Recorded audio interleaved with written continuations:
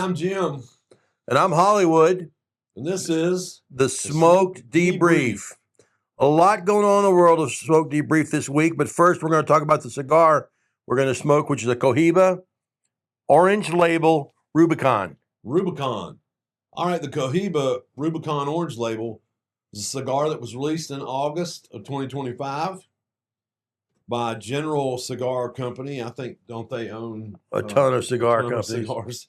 It's got an Ecuadorian Habano wrapper, U.S. broadleaf binder, and fillers from the Dominican Republic, Honduras, and Nicaragua. It smells really good. It's $8 to $9 a stick.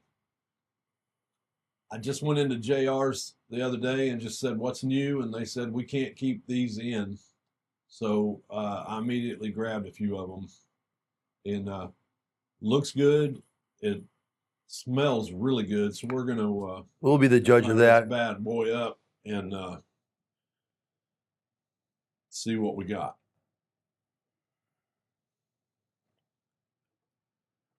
It is my favorite ring gauge. I think, is this a 62? Do you know what the ring gauge is, buddy? I don't know. Look it up and I can see. I'm just You're just here for the booze. Yeah. 6 by 60. 6 by 60. Is that right? Yeah. How do you know? Because it says it on the label, on the wrapper. You can read? I can sometimes. It's not a whole lot of big words. Yeah. If you haven't checked it out, go to YouTube and check out Ranger Up's BNN, Bad News Network on YouTube, hosted by Ranger Up.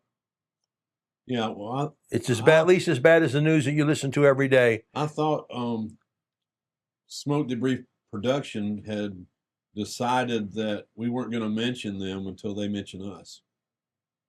I mentioned us last week. I know that. What? Wait a minute. Whoa! I mentioned us last week. When I was on Bravo News. When I was talking about Rounder Rossi and Gina Carano's fight. Dude, I call bullshit. I bet they edited it out. Nice draw. Nice draw. So a lot's going a lot has gone on this week in the world of the Smoked Debrief. Jim Young getting into the Hollywood fever that's going to happen here in North Carolina.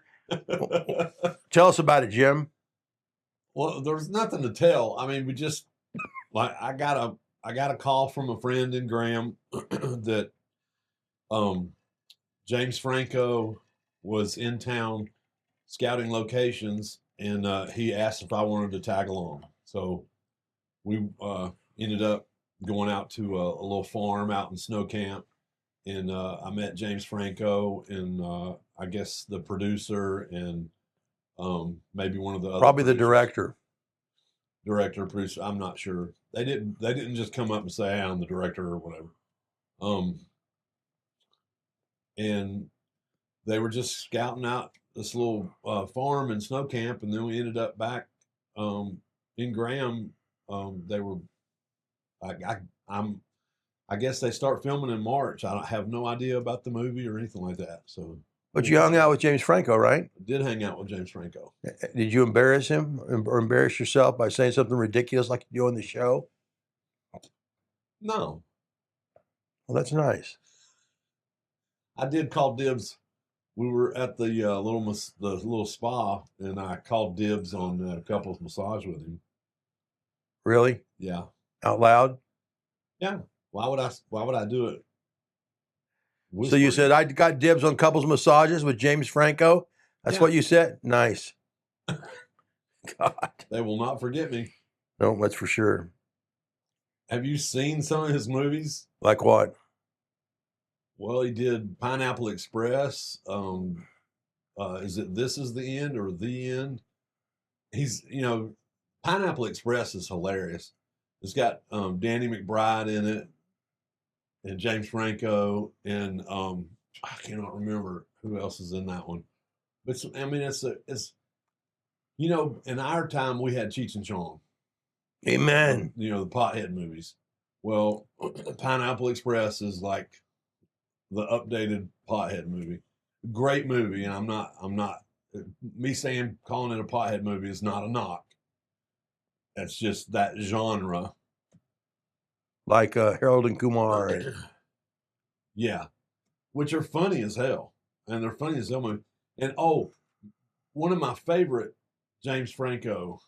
So I've liked him when he was in Freaks and Geeks, which was a little sitcom back in the day, and it had most of the people that have been in Judd Apatow movies now. They all started on Freaks and Geeks, which is a great show. And unfortunately, it was canceled after I think 3 seasons. But it was pretty cool, and the word is Bobby Lee's going to be in it, so they're supposed to start filming next month, and hopefully, we'll be able to rub elbows, and maybe if they're staying, I know they stayed in an Airbnb in Graham, so maybe we could get them on the show. That'd be great. I am not afraid to ask. It's one of my favorite things about you. You're bold. It's a good smoke, man. You never get anything if you don't ask. And I would rather spend a lifetime of being told no than being told nothing at all. Wow, folks. How do you like that? Jim Young, philosopher. Right off the top. I would rather spend a lifetime being told no than what?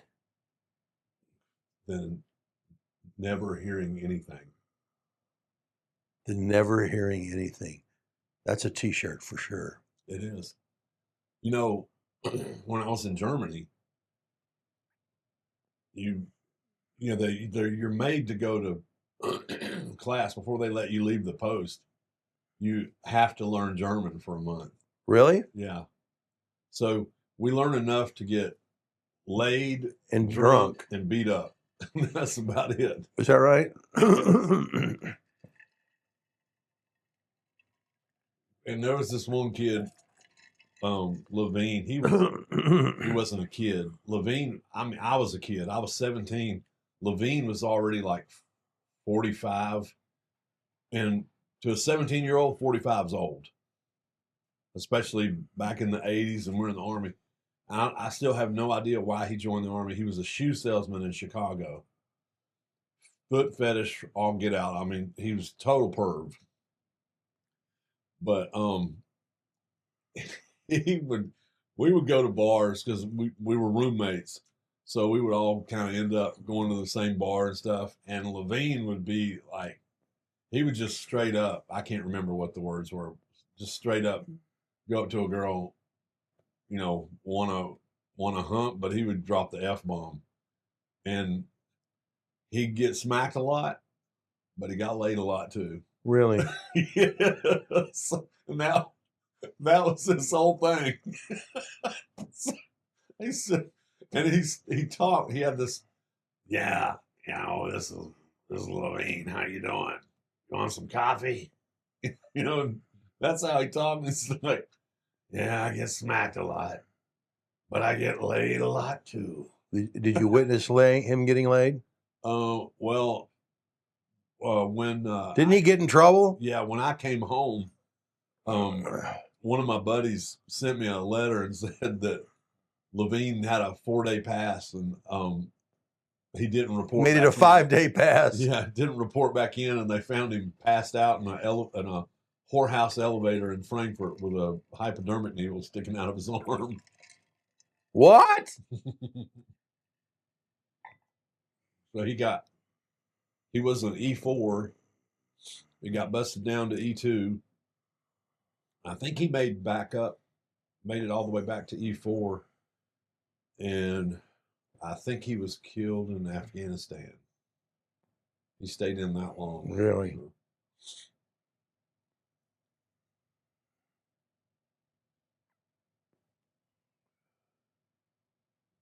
Well, here's the Levine. Levine. He went to the PX and bought this little 4-track recorder that you could record on cassettes. Audio Yeah. recorder. And he had an acoustic guitar, and he would do different parts, like sing the choruses and stuff, and he wrote Put them together. And he put them together. And I mean, it was really good. He had a lot of talent.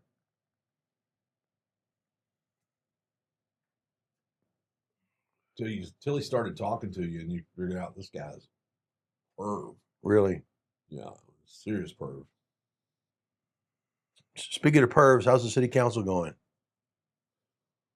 What's that supposed to mean? City council is still city council. If the mayor was going to describe you right now, how do you think she'd describe you?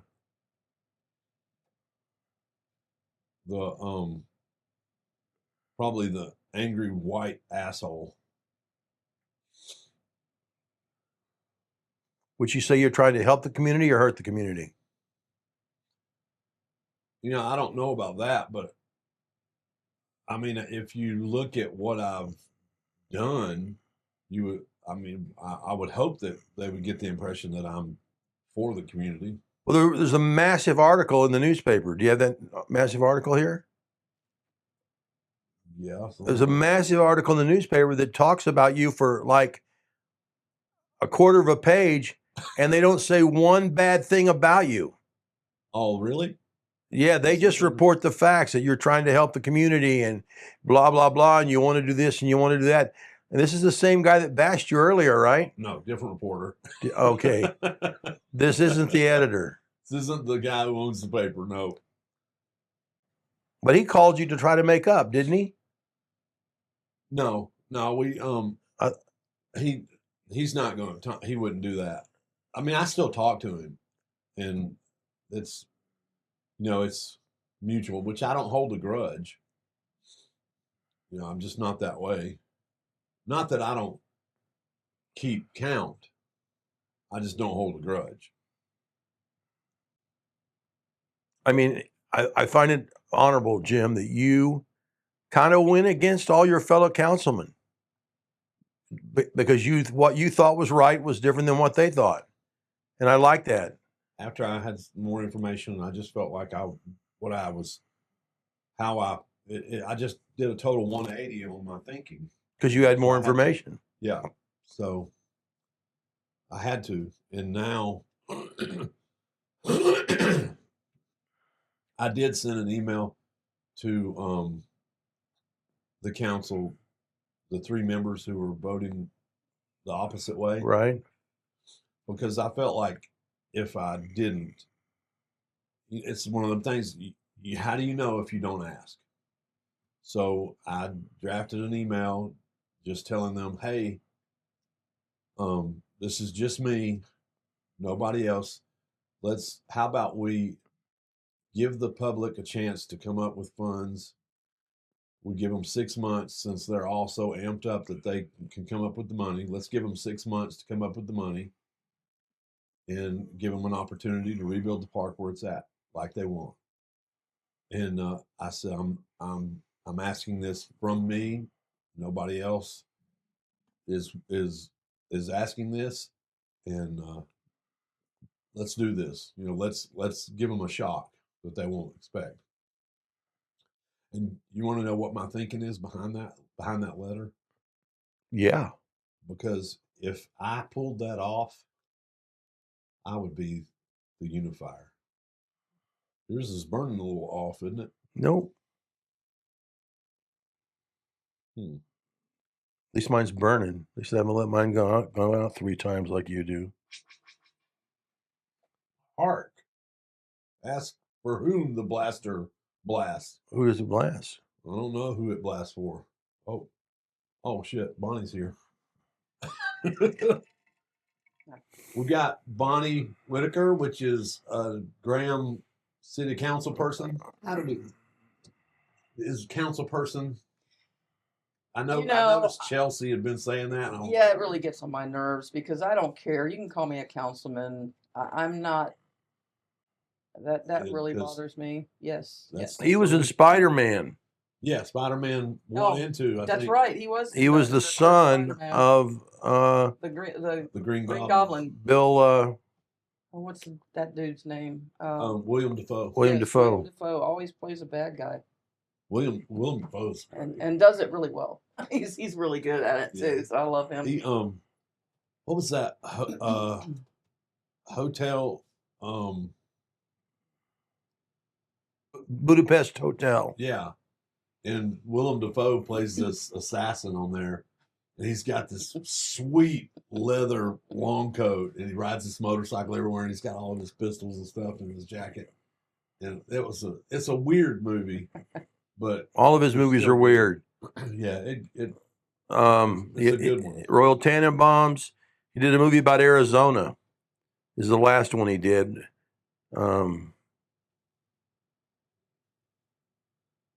Oh no, fair. You're looking it up. on Royal your phone. Tenenbaums. Yeah. He's on his phone most of the time. Most of the time. Oh, okay. Most of the time. I put mine down. Wes Anderson. Yeah, there you That's go. the director. Oh. The Life Aquatic. The Darjeeling Limited. Oh, that was Royal Tenenbaums. the Rushmore. It's funny. Bill Murray. Anything Bill Murray's in is funny. Grand Budapest Yes. Hotel. They played like David Bowie songs. There's that one guy, that one French performer doing all David Bowie songs through the whole movie. It was great. Oh me. No, we went well, I was over at Forgotten Road, and I was 2 beers in already, and Chuck calls, "Hey, we're going to meet James Franco and them at this place in Snow Camp. Let them take a look at it. You want to go?" I said, "Sure." He said, "I see your Hummer out here." I said, "Yeah, I parked it up there so I can walk my buzz off." So I went up there, and City Councilman Jim Young arrested for DUI.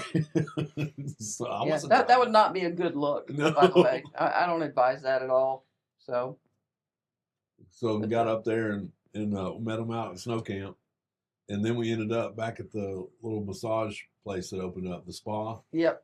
that Yep. opened up. I wouldn't tell everybody that you guys went to. Oh, that was for scouting, Yeah, for a location. Oh, okay, I get it. I don't care if anybody knows I went to a massage parlor with James Franco.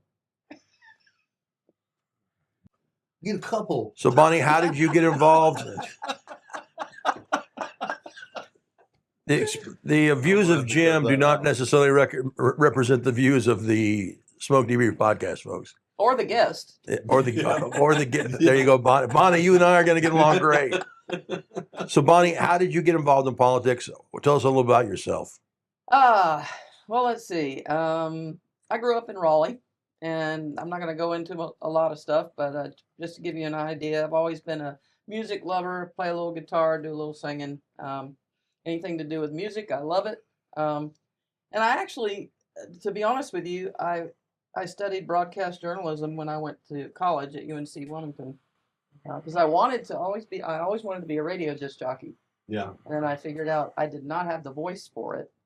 I was way too Southern. The way I sound on tape is kind of odd to me. So kind of gave that up, and I ended up going into the military and spent 25 years. No kidding. Yeah, I spent 25 years in the Air Force. I was in the Air Force for 14. Awesome. Well, I worked avionics on aircraft. I flew the B-1 and the B-52. Really? Yeah. You fixed them, he broke them. Well, I put a wing on a B-52. Oh, really? When I was in the Combat Logistics Support Squadron. Really? Yeah, we put a new wing on a B-52. Did it break off during a refueling on the ground or something? No, it was just a replacement. It had structural damage that was beyond repair. Of course it did. So, with all that, yeah.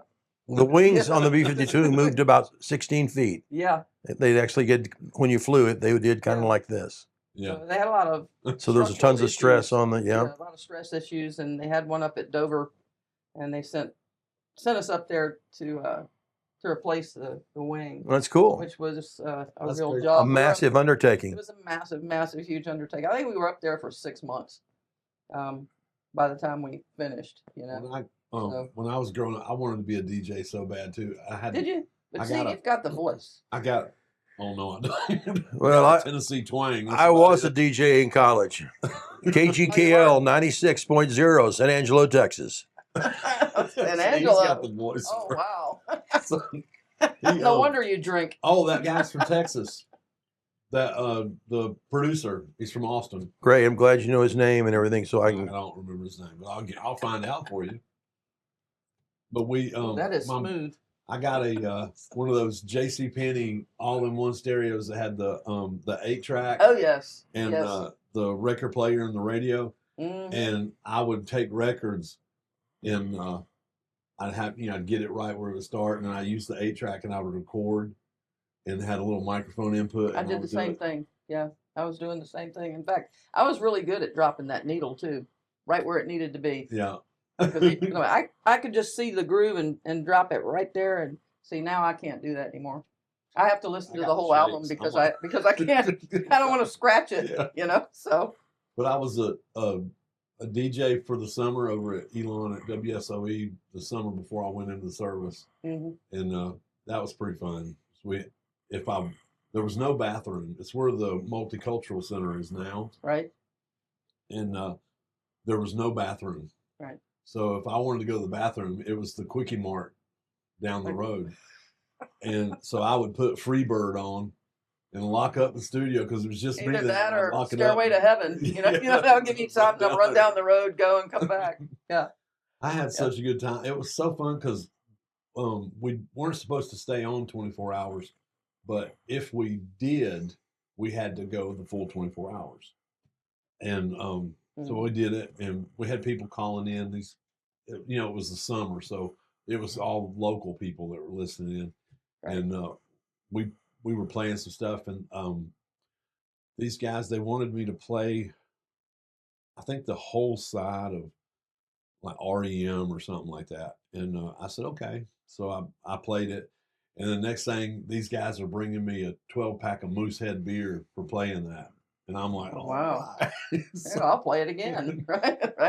Then when I was in the service, they had applications to be a DJ on the Armed Forces radio. So AFRN. Yep. Yeah, Armed Forces radio. The little tryout, and they gave you that script, and it was talking about pennies, like pounds of pennies, and how just some story about pennies, and I didn't get it. I failed, but yeah, it's worth a shot. My DJ claim to fame is I interviewed Reba McEntire when she was 14 years old. Really? At the Fat Stock Show and Rodeo, for San Angelo Fat Stock Show and Rodeo. Oh, it was like her first appearance she'd ever done. She was nobody. I didn't know she performed that early. Yeah, when she was 14. You sure it wasn't Tanya Tucker? Oh yeah. I think he'd know the difference, Jim. Oh yeah. Yeah, I don't know. So let's talk about Bonnie. Okay. So stop, hijacking the show, Jim. She's not here. No, we'll do that after she leaves. Okay. People talk about me all the time. So you wanted to be a DJ, but I did, yeah, and then I didn't do that, and then when I got out of college, I was like, I had no idea what I wanted to do. Were you an officer in the Air Force? What's that? Were you an officer? I was not. I did not. I went in enlisted, and I loved it. I don't regret it, not one iota. And yeah, my dad was in for 33 years. I loved it. Enlisted. I got to see a lot of the world, and it really made me appreciate the United States even more because once you leave CONUS, man, it's a whole different world out there. It is a whole different world, and I wish people would understand that no matter our faults. Yeah. Well, I mean, we have plenty of faults, but this is the greatest country in the world. It is, and it truly is. So, but yeah, I mean, when I retired from the Air Force, I kept working for the federal government, doing quality assurance inspections on government contracts and military parts. Right. And then once I finished up with that, and my mom had passed away, by then, and so I got into politics I actually started a website when I was still living in Texas. Where in Texas? San Antonio.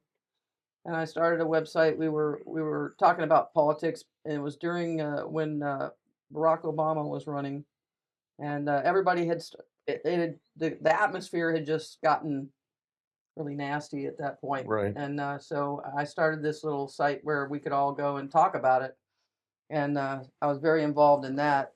But I still had no desire to get involved in local politics or anything like that.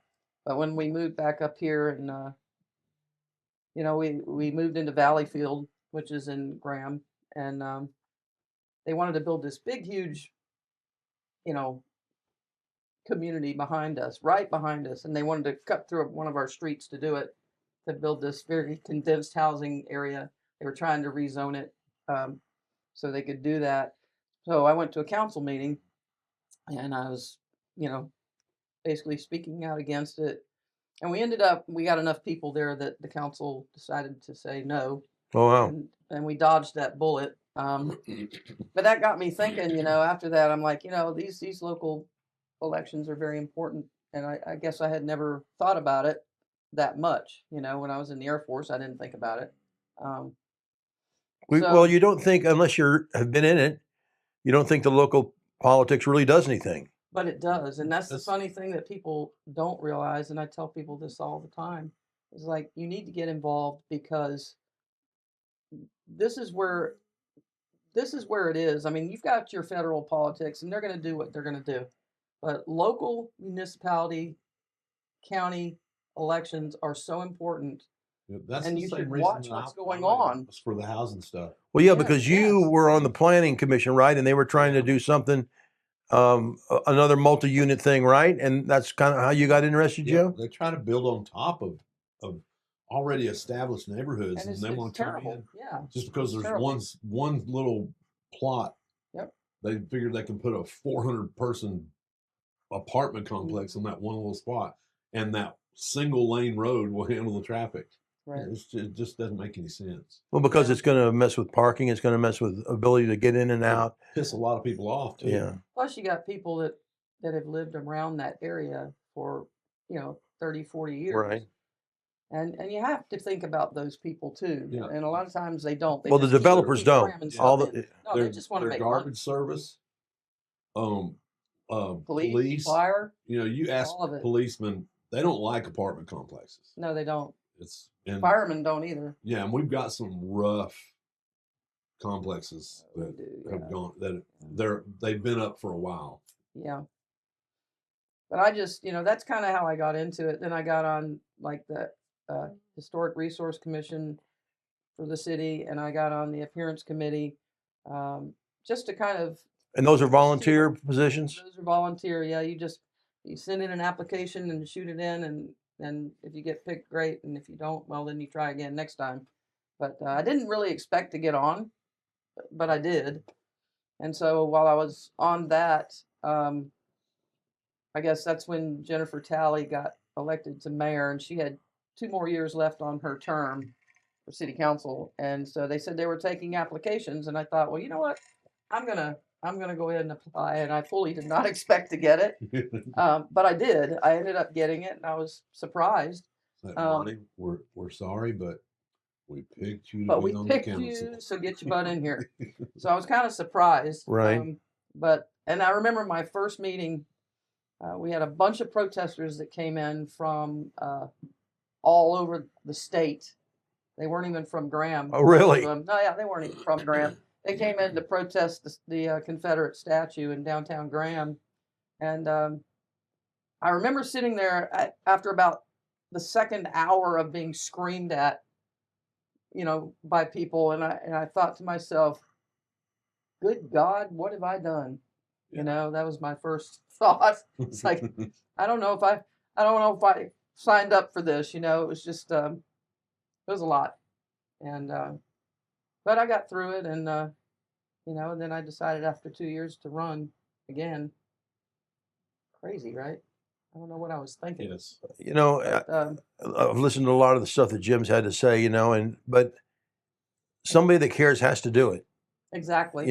And the thing about it is you have to be able to disagree with each other and still be human to each other. Exactly. And that's the biggest thing is, that's the only way anything is going to get done is if you're able to disagree with your other council members and still have a good relationship with each other. Right. And you've got to be able to compromise sometimes. But civil discourse has gone out the window a long time ago. Right, Yeah. right. And unfortunately, it's like you're either on this side or you're on this side. Right. And that's not really true, because most of us are right here in the Well, middle. that's 100% true. They want to be loud and hurtful And that's the thing, and disrespectful. Yeah. And that's what I don't like. I don't like the fact that, I mean, honestly, social media has destroyed this country.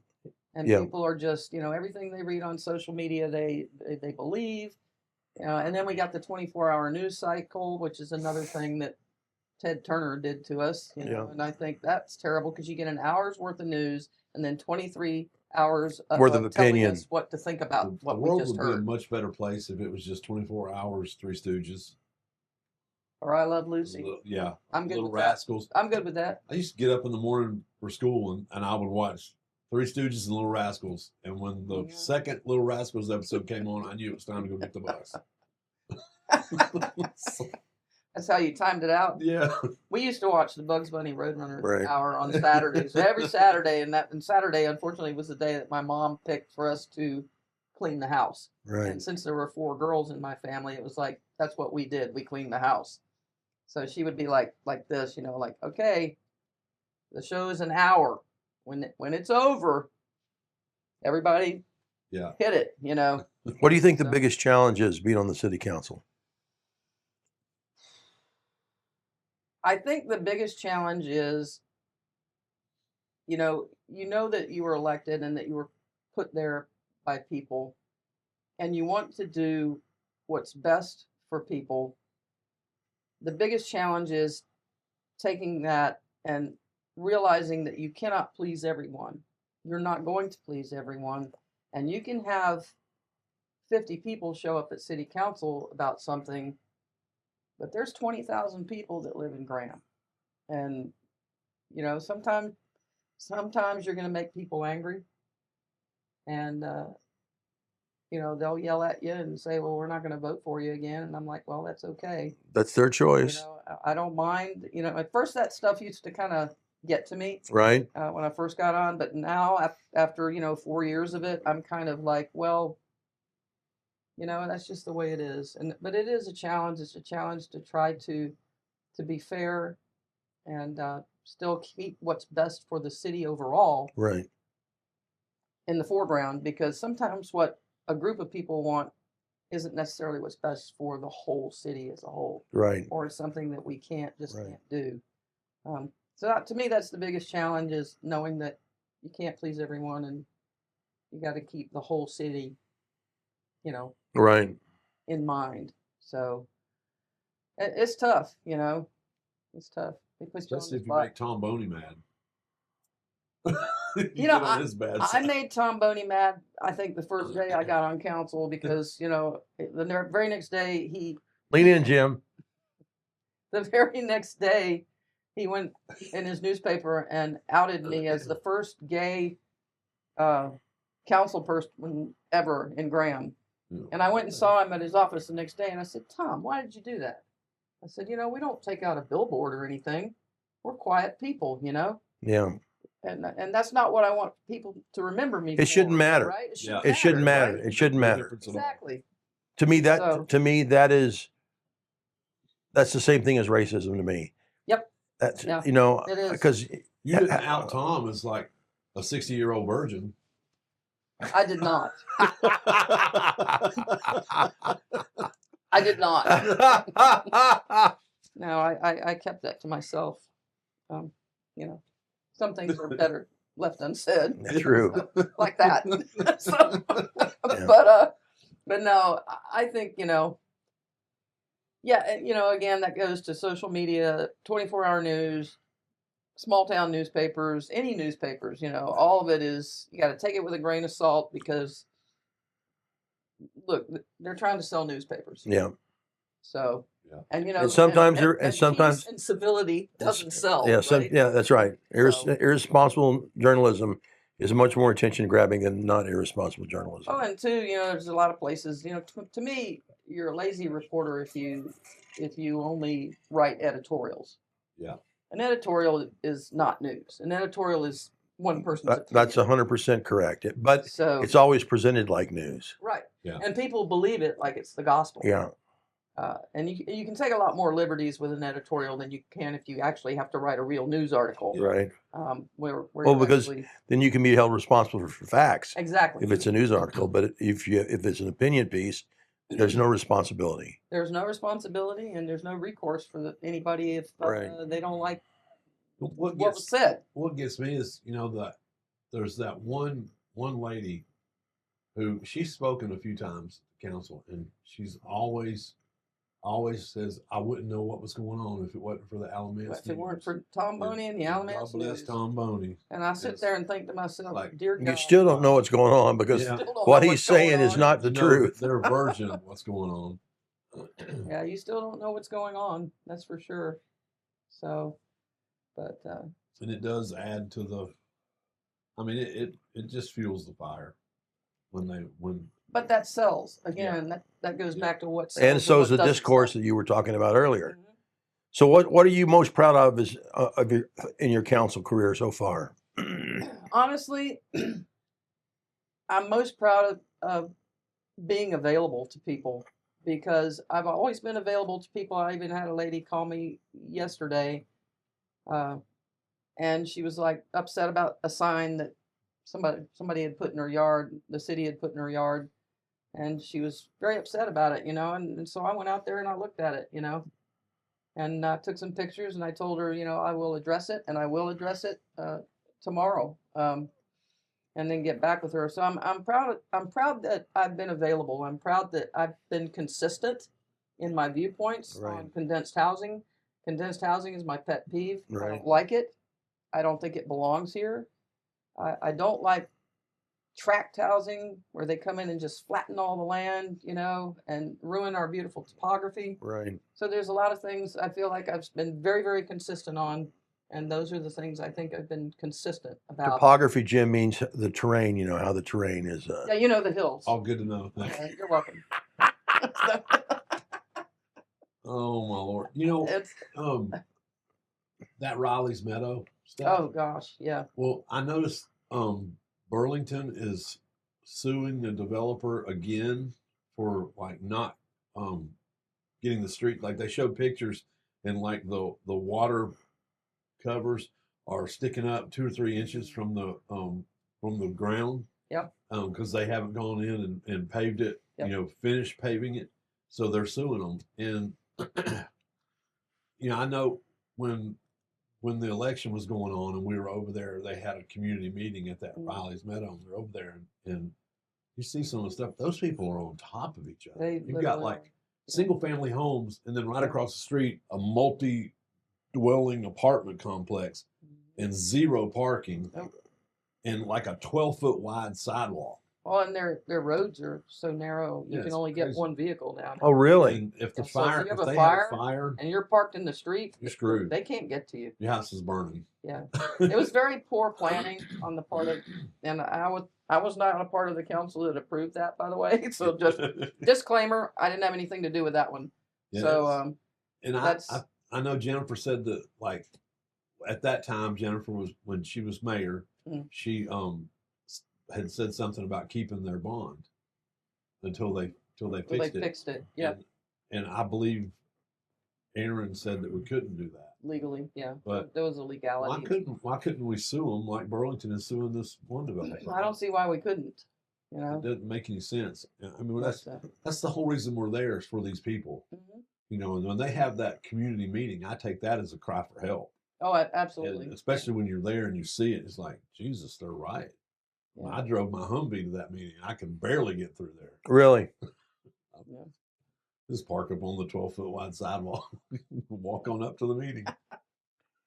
A 12-foot wide sidewalk, really? Well, I'm probably exaggerating a little bit, but it is. Not much.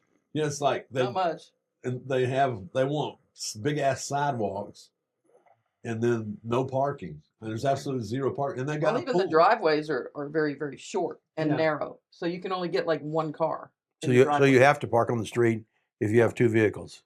And they've got or hang it over the sidewalk. You're hanging partway into the street. They've got like a community clubhouse with a swimming pool, and there might be 15 parking spots around that little area. It's horrible. And it's surrounded by houses. So if somebody has a pool party, you're screwed. You ain't getting home. I just have to question, why would you buy something like that? I mean, if I were looking for a house to buy, I would have looked at that and gone, I don't think so.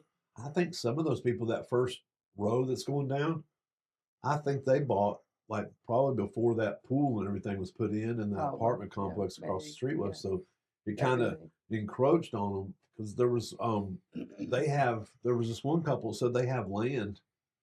The developer put a fence up Mhm. around the back part of the development, and the people's land extends beyond that fence, and they wanted to put an access to the fence so they could get the rest of the land. Right. And the developer refused, said, "No, Yeah. we're not going to do that." No, it That's cost them too much ridiculous. money. They didn't Yeah. want to do that, It's ridiculous. And that's the thing, that I think Jennifer Talley was real strong on was especially when people came out and they wanted conditional zoning. She was very good at considering the people that lived there already and putting the proper restrictions on the property. Yeah. And Yeah, making she sure that she was people real good at couldn't that. just encroach upon these people that were already there. Because my thing is, and I've always said, I represent the people that live in Graham now, not the people that want to come live here. Right. Yeah. And Because they're not really Graham people. No, they're not. And I always hear this though, but growth, we need more housing so more people can move here. And I'm like, why? We need housing for the people that are already here, but why do we need to provide housing for people that want to come here? We need retail. I don't want to be Chapel Hill. Yeah. We do. We need retail is going to bring us Tax revenue, so tax we're not revenue. having to Right. We don't tax the people. have to put the burden on the taxpayer. I actually had someone say to me regarding the Sesquicentennial Park. Say that 3 times real I fast. can't say it once really fast. So I have to break it down into syllables like I'm from Alabama, Yeah. in order to say it correctly one time. The flippity But flippity because part. that I had somebody say to me, "Well, we don't need another brick and mortar building there." And in history, it's history. The park is history. And I was like, well, first of all, we do need another brick and mortar building because it will bring us, Some revenue, more tax revenue. And then the woman actually said to me, "We don't need more tax revenue." Okay, here's your tax bill. Wow. I'm like, okay, really? We need a new fire department. We need all this stuff. How are we going to pay for it if we don't have more tax revenue? Yeah. And I just kind of looked at her in disbelief and I said, actually, we do need more revenue for the city so that we can pay for all this growth that people want. Yeah. I've noticed there's some developments going up where Sheets is at. Yeah. There's like another Sheets style place going up, which is okay, but it's a big gas station. Yeah. I think is it a Speedway, I think? But then there's another development to the right of them, and then there's another one that's going up. It reminds me of a Libby Hill seafood place because the color scheme, but it's right next to the gas house, but I don't know if it's going to be like a veterinarian office or something like that, but there's no telling. Something's going up right there because they didn't have to come before council for any of that because it was already properly zoned, so we didn't have any say in what went in there. So another strip going down 54 that they've put up that is they're leasing that stuff now. So yeah, that's something. But that's further down 54? Yeah, is that considered snow camp or is that us? It's not us, I don't think. Well, it's right before. Well, it's right just past Ivy Road. Okay, then that is us. Yeah. So because I know like we're the ABC store. That's snow camp, isn't it? I always thought it was. I don't know. It's weird how that. Yeah, that area gets very confusing the way it's broken down, and I would have to actually go research every property. Like when we have things on our agenda, I have to research the property, find out exactly where it is. Is it in Graham? Is it in the extended jurisdiction? I'm still learning because is it? Oh yeah, it's right over there next to Mrs. McGillicuddy's cow. Yeah, I don't. Yeah. Oh, okay. Yeah, I know where that's at. Yeah.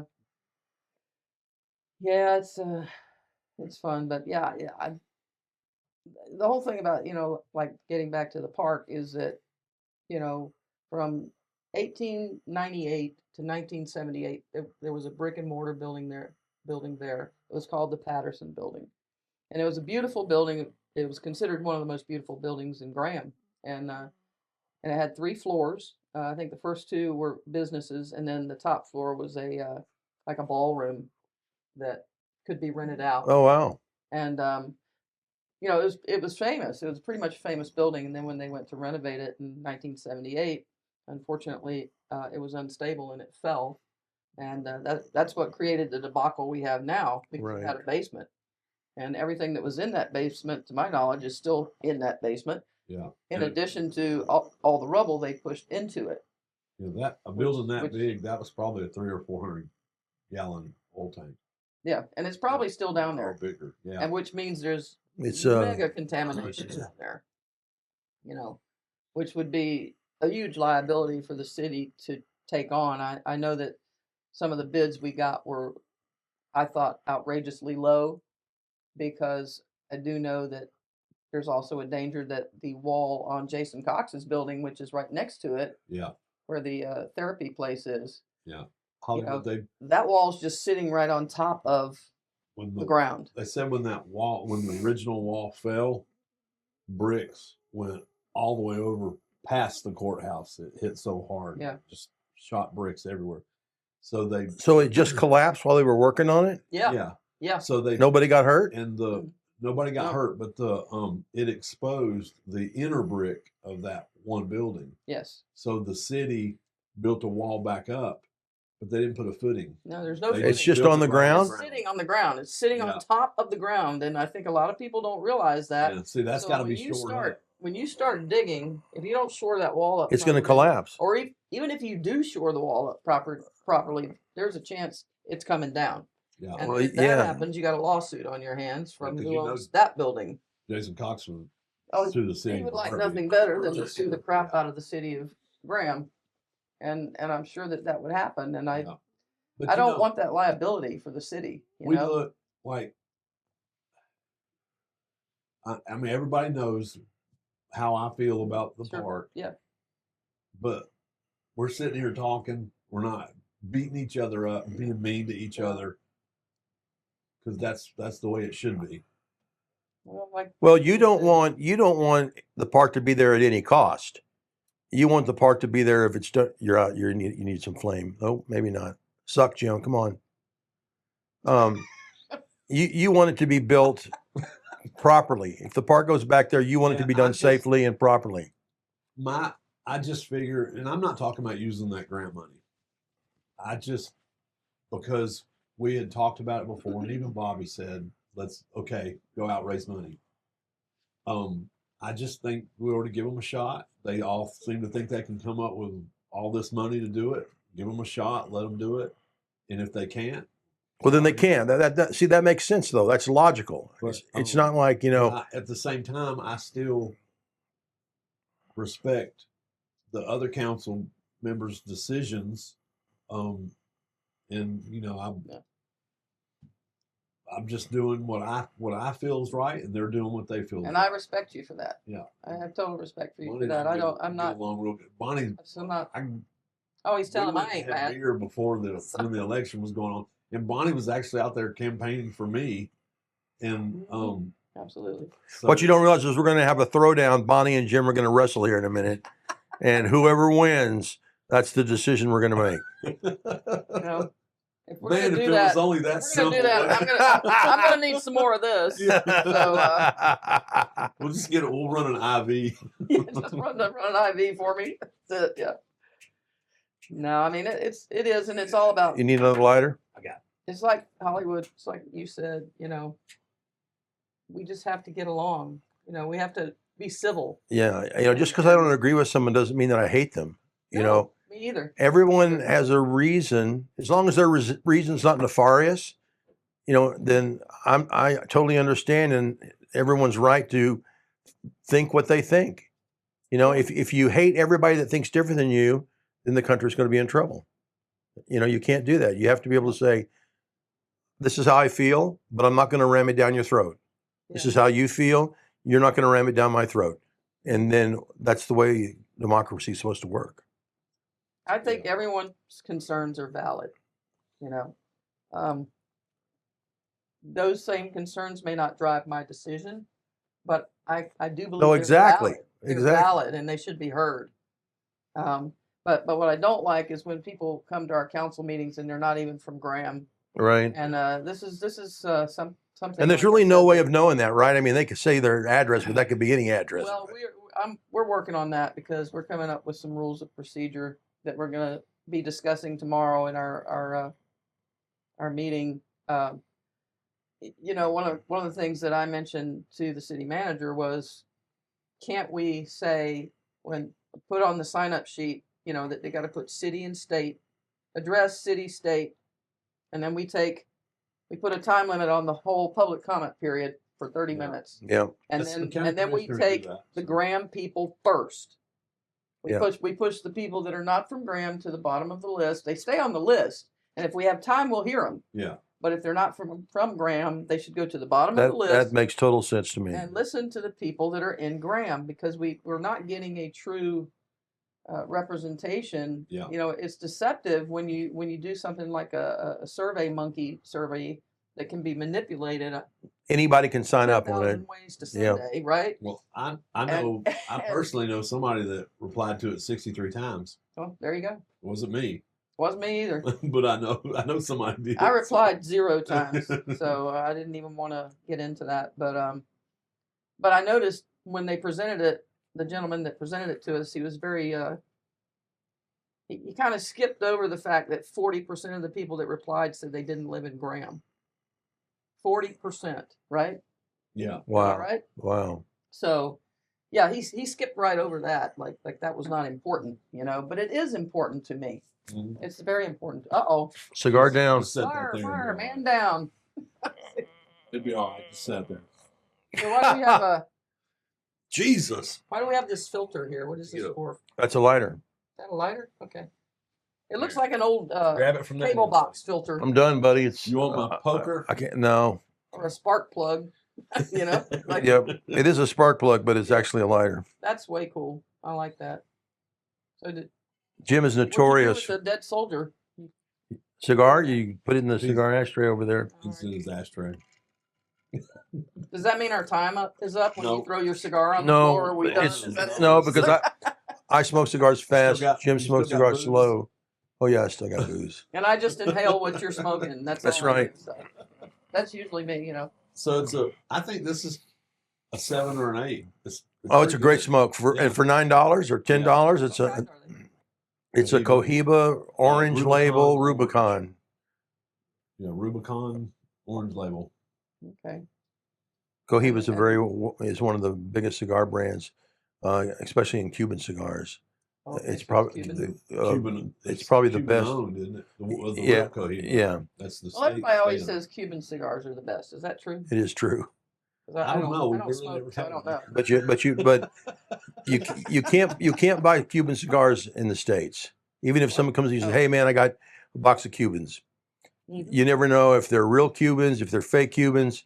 But I've been to Cuba 3 times, and I mean, smoking a Cuban cigar in Cuba, they're the best cigars in the world.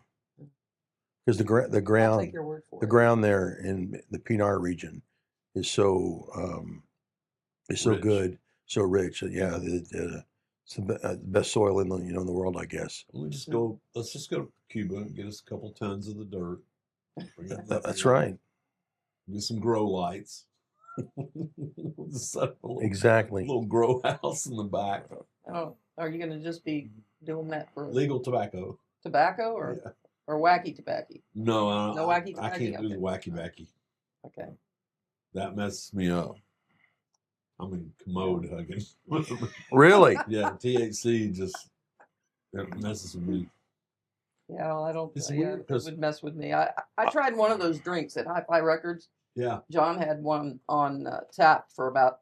It sat there for a while because it took a while for people to drink it all, and I think yeah. he finally just took it off because. And he told me, I thought, well, you know, I'm going to try one of these maybe.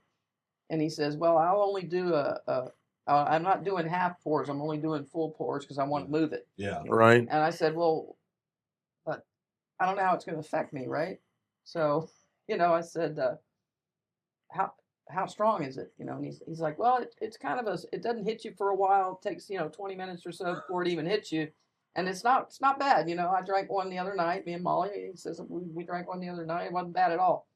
So I'm like, okay. So I got about halfway through the glass, and all of a sudden I said, "Inagata Davida." Yeah, yeah.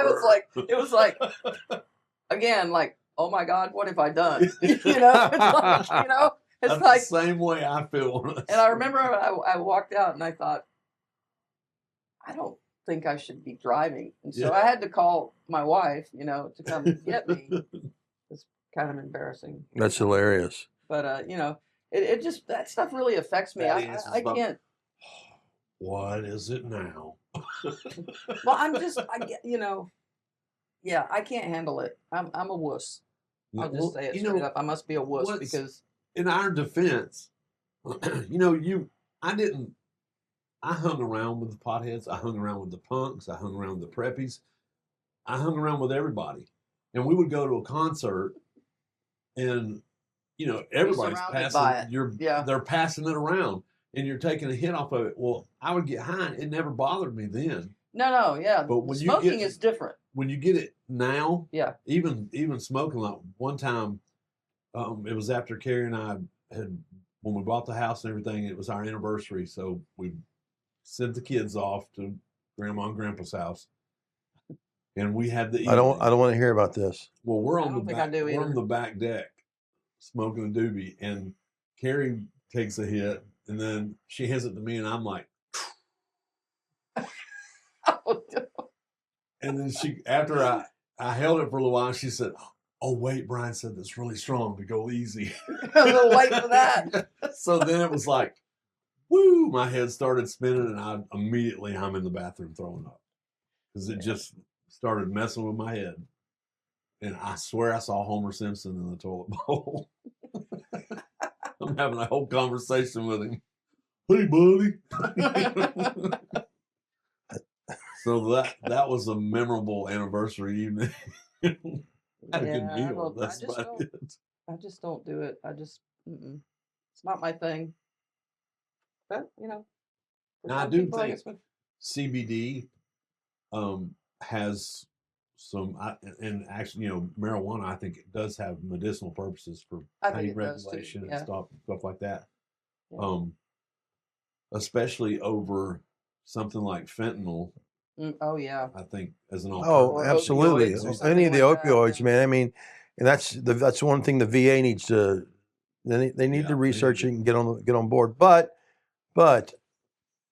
how powerful is that pharmaceutical industry? Oh gosh, well, it rules the world. We know that it rules everything. The largest marijuana grower in the world is in like Alabama or somewhere. It's the government. Yeah, government owned. Yeah. Imagine getting a job there. I'm gonna take my work home tonight. A little bundle. Yeah.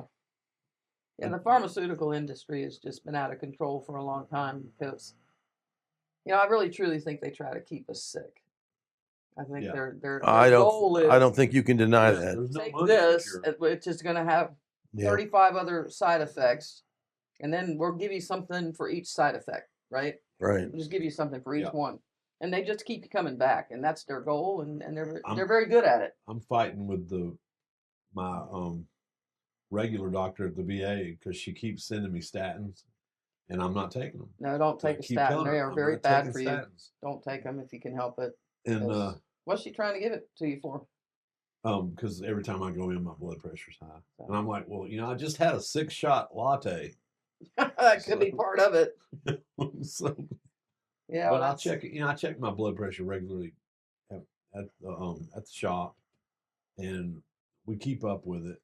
I keep on track, and I know that I can regulate it and take care of myself with a little more exercise and eating better.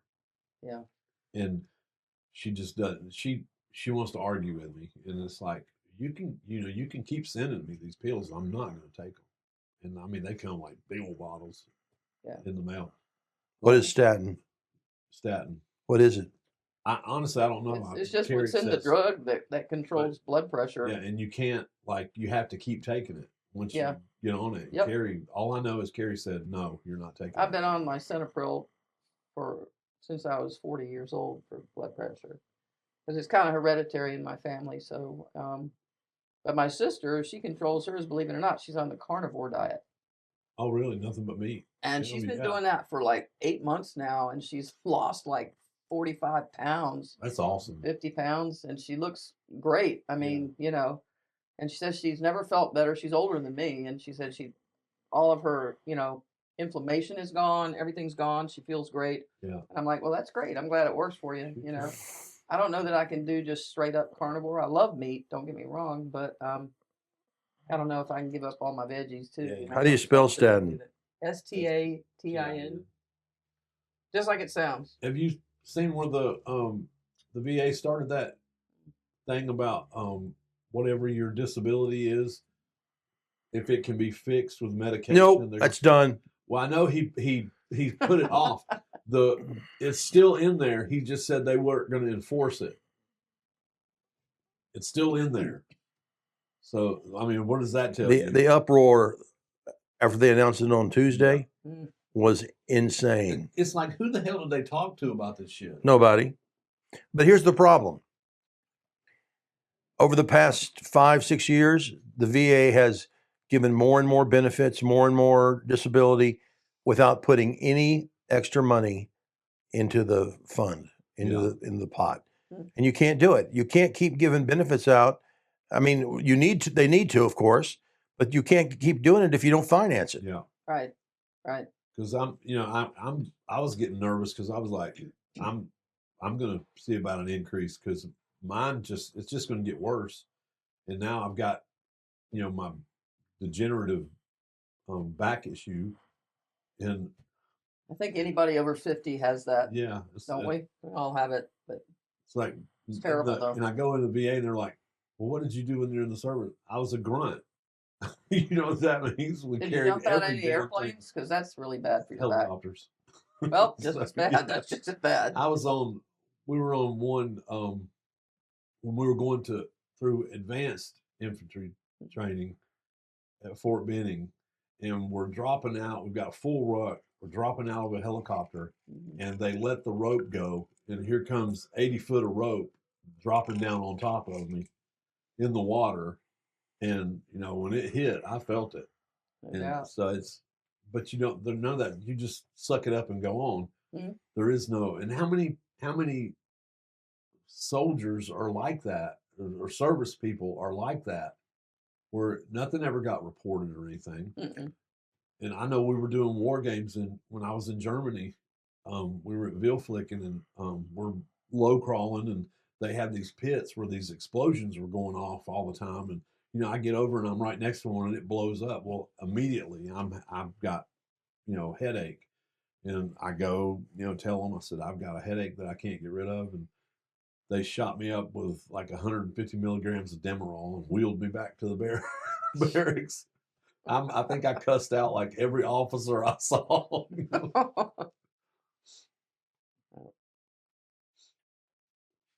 So I know we're just doing the rules and procedures. So maybe we shouldn't talk about that. We're discussing it in the meeting tomorrow. We're also doing budget stuff. Yeah, I'm really not. Davenport report and all that stuff. I really don't see the difference in Robert's rules and that UNC stuff, other than they changed the words a little bit. Yeah. Well, what I didn't notice that it said anything about the prayer or the Pledge of Allegiance. No.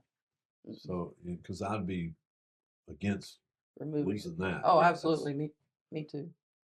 We agree on that. Yeah, it didn't mention anything in there about it. And of course, we can add it. Yeah. Say that we're going to keep that in there. Yeah. And maybe we need to do that, because if we don't put it in there, They'll say, well, it's not in well, there. it's not in there, and we don't have to do that anymore. And it would not surprise me if That might be a somebody goal did that. anyway. Yeah.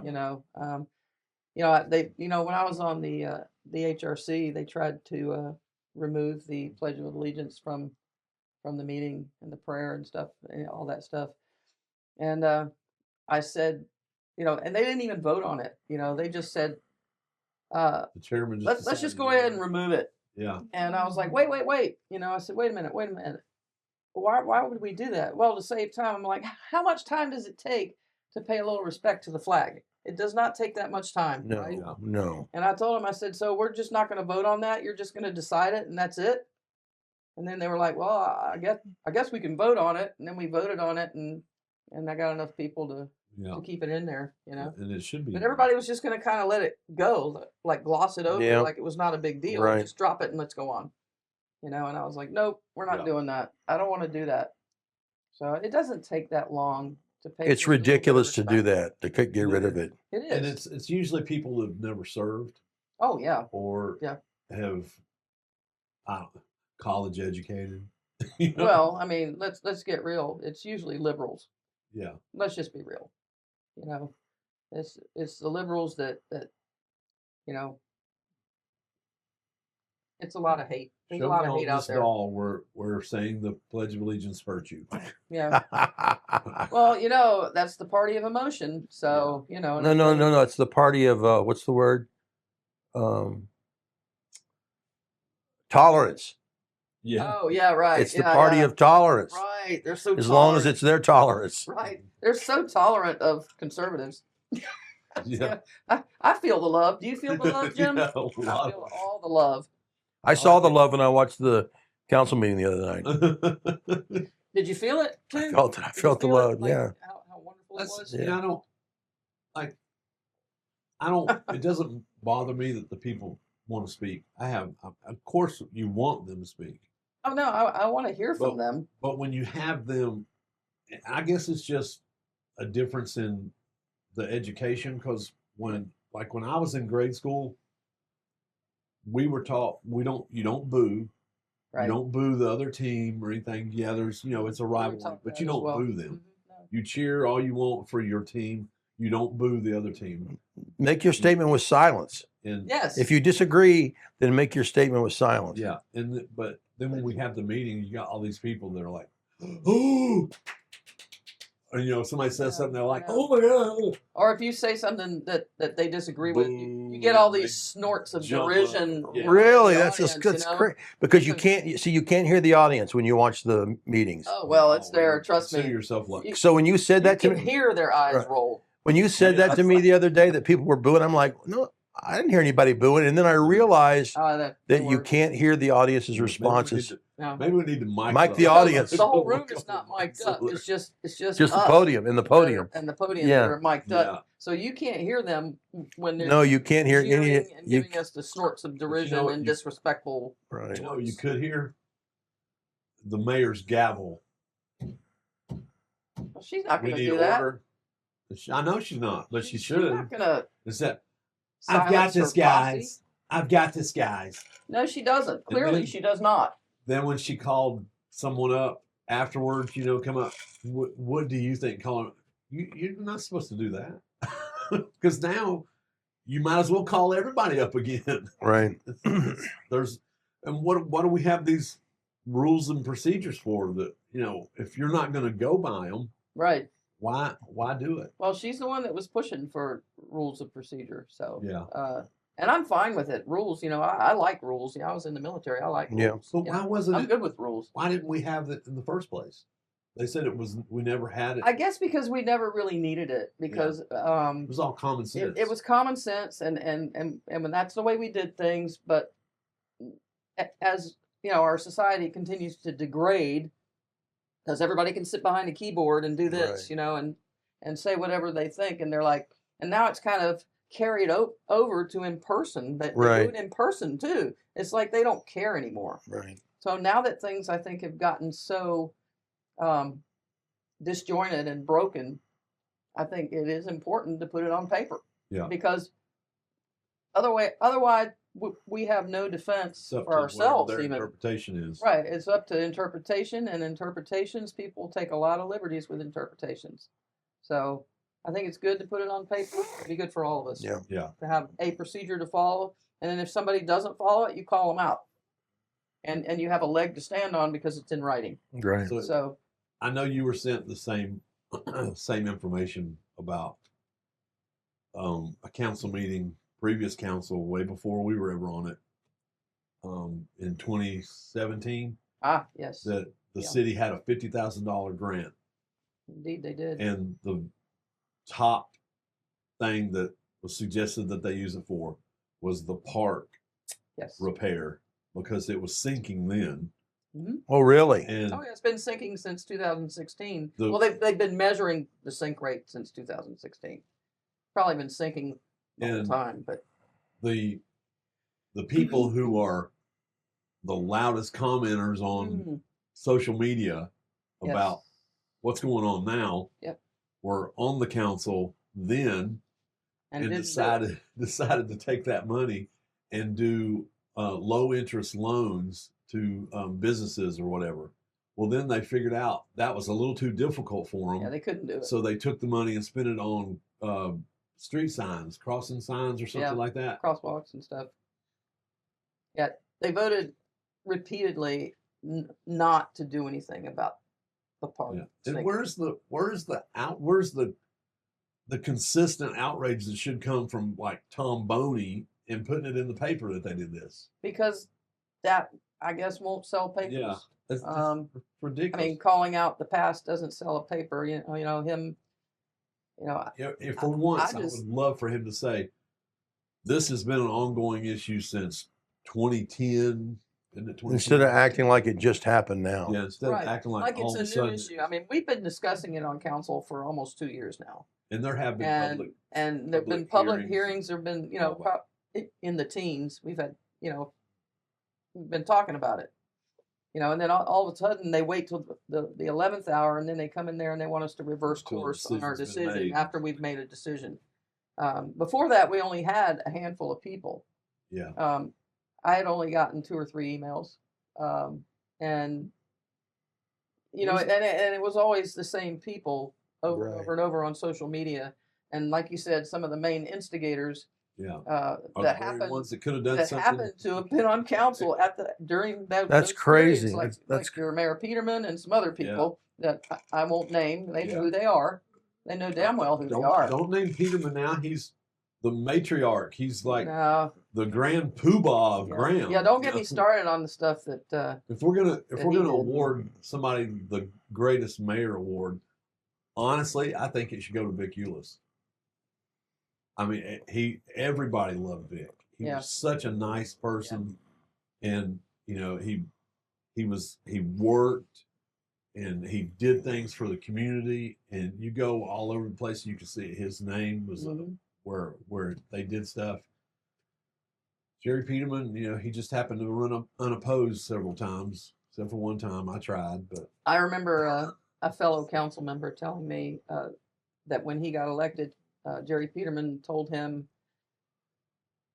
tell the people what they want to hear, and then do what you want. Do what you want. That was his mantra.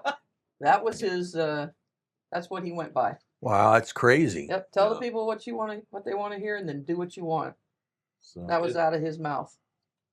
So that's Monday morning quarterbacking. And you can see by some of the decisions that have been made that we can't talk about right now. Yeah. But will at some point. That there were some very poor decisions that were made, and I know every council makes poor decisions sometimes. We don't always get it right. We're never going to always get it right. Nobody is, and I understand that. But as long as you have the people's interest in mind, exactly, that's what matters. And it's got to be as long as you're not serving majority, not just a handful of people. Or we'll get this. Like I called them out at the last meeting. All those Elon students that they had when we had our last meeting, the other room was full of Elon students. It was full of Elon students that were there for class credit. And these are things that never make it into the paper. These are things that never get mentioned that we know about. Right.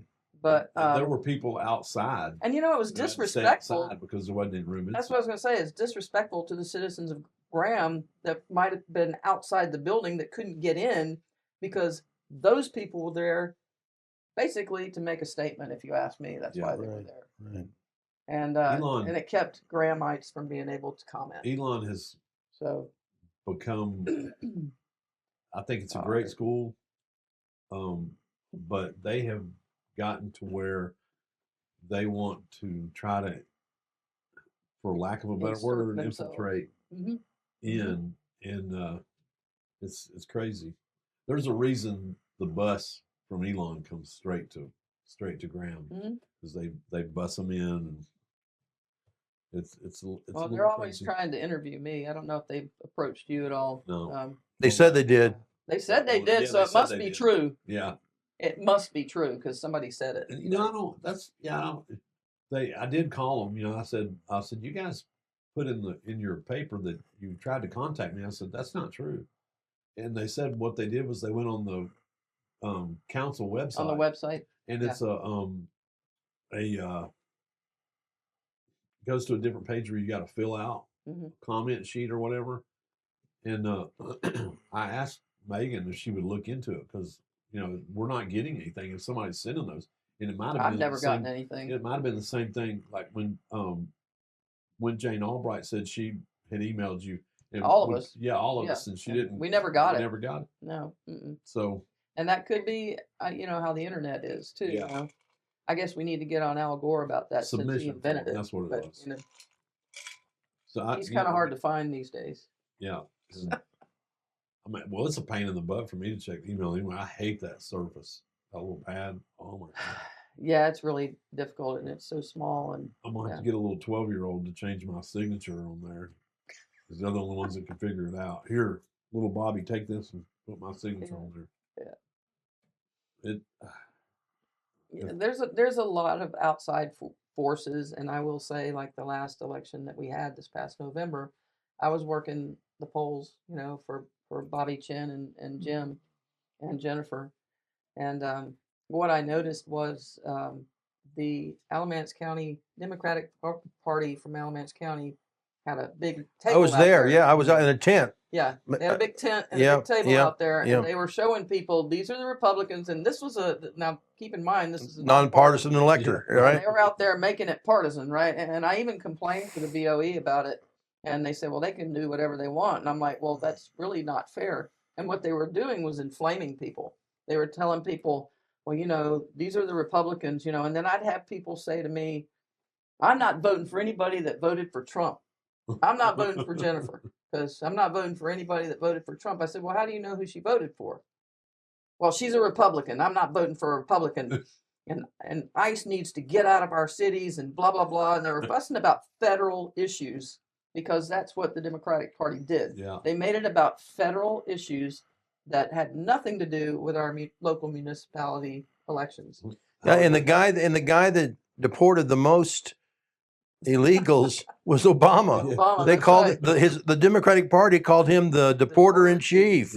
Yeah. But that's a fact. But it's not a fact that they want to talk about. No, it's not. Not at all. Well, there's lots of facts they don't want to talk about, like the fact that Joe Biden was kind of pretty much brain dead when he got elected.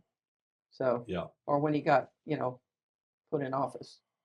So there's a lot of things they don't want to talk about, but it's sad that it's become so divisive, and so there's just so much anger out there, and I just wish we could find a way to all get along. Right. Yeah. I mean, I remember back when I first started voting in elections, which was back during the Reagan years,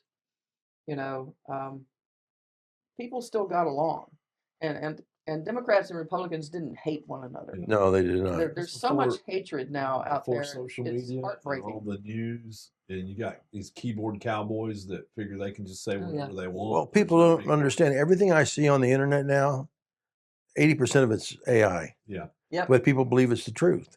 People aren't smart enough to realize they're being manipulated. Bless you. Thank you. So we got. And the sad part is, as AI gets even better and better and better, it's going to get harder and harder for people absolutely to ascertain what's real and what's not. Absolutely. They were going to have they were coming down to protest ICE around the court square, and the ice storm.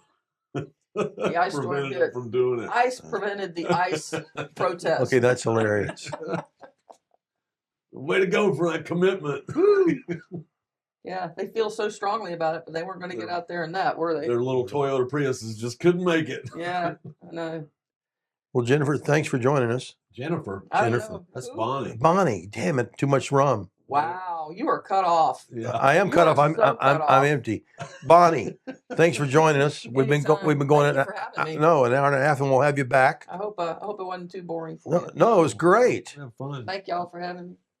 You know, I I'm really glad you came appreciate it. on. First podcast I've ever done, so it's been really fun just Uh-oh. just shooting the breeze with you guys. No, and we'll do it, and say what I feel we'll and do it again. not Absolutely. being penalized for it, so that's great.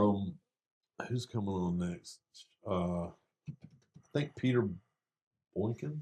Oh, really? Yeah, he's Okay. coming on. And what is That he? would be interesting. He's running for- Republican candidate for Yeah. commissioners. Yeah. Alamance County commissioners. And we had the sheriff candidate. What was Yeah, his Billy name? Clayton. Clayton, you had him on already, Jeff right? Thronberg. Jeff was Thron. on. Have you had Kelly Allen on at all? No, I need to talk Talk to to her. her. I bet she'd do it. bet she'd do And And if Sean- you're out there and you want to be on the Sean, show, just comment on the episode. Jim checks those comments so he can see how great people think he is. Jim does not take this comment. And because we're glad to have anybody on the show. Yeah. Yeah, thank y'all for having me. I No, really it was our appreciate pleasure. it. Like It's to- been That's it's fun. been fun. And, That's whoop. Sit down. you know, good Whoa. drinks Oh, and that's right. yeah, that stuff's really That's good. Jim, And that's Hollywood. and this has been The Smoke Debrief.